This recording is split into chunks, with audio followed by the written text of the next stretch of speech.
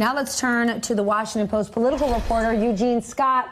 Help us understand this. What is the political benefit? What is the strategy behind Republicans saying you can't see this new health care plan until after the election? In fairness, it's just Donald Trump who said this. Like, most Republicans are like, what are you talking about, man? Yes, but remember, in this last midterms where you saw an extraordinary win by Democrats, health care was a top priority for voters.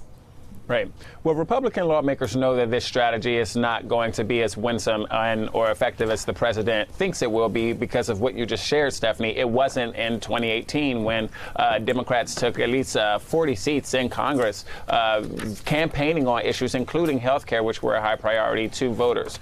The president's strategy at best is thought to be consistent with his initial campaign to get rid of Obamacare. He's running his re-election campaign on promises kept. But the challenge is that he said he would get rid of Obamacare and replace it with something. And he even went as far as to say he'd replace it with something at the same time he got rid of it. But what we don't have right now is a plan from the president or the GOP to replace Obamacare. And the president's thinking about his base because these are people who want him to get rid of Obamacare and are sticking with him. But he's not thinking about the people that the GOP lost in 2018 because the president continued to entertain and flirt with the idea of getting rid of Obamacare. Which, by the way, seems to apply to every thing the president does these days. He's interested in a strong and a sizable base that he's got and not expanding that base because this is not a winning strategy. All right, well, let's talk about some people who are looking to get elected from Americans outside that base.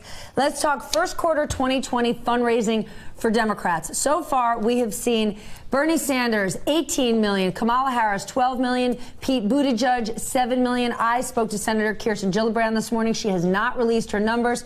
She says she's doing well, but boom. If this doesn't make Bernie Sanders look like a sleeper, I don't know what does. I mean, that's a very big number. We forget. This guy came in second. Absolutely. I mean, we know that there's still significant interest in Bernie Sanders being the Democratic nominee, and the polls that continue to come out support that. And we're getting quite a few small donors engaged in this political process across the board, but especially with some of the bigger hauls so far, because people want to give again. They want to keep their options open and be able to give to multiple candidates. And they want to see how far the people they're backing right now will go. But I think what's very interesting is we're seeing a motivation and buy-in from people on the left that are deeply invested in trying to find someone who they believe can replace Trump in the Oval Office. Hey, MSNBC fans, thanks for checking out our YouTube channel. Subscribe by clicking on that button down there and click on any of the videos here to watch the latest interviews and highlights. You can get more MSNBC for free every day with our newsletters. Just visit msnbc.com/newsletters to sign up now.